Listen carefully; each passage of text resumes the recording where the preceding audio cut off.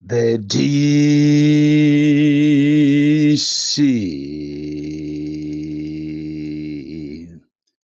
Dear Malawians, here with me a letter that has been written and forwarded to the President of the United States, Donald J. Trump, and other world leaders to court their attention and action regarding the issues surrounding Malawi.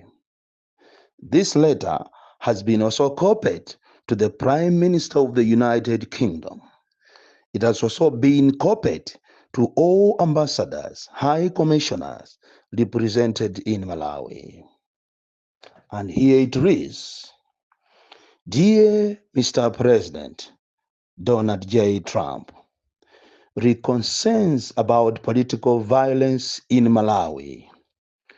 We are writing to express our deep concern about the escalating political violence in Malawi, particularly the attacks on the opposition parties by the Malawi Congress Party sponsored thugs under the leadership of President Lazarus Chakwera.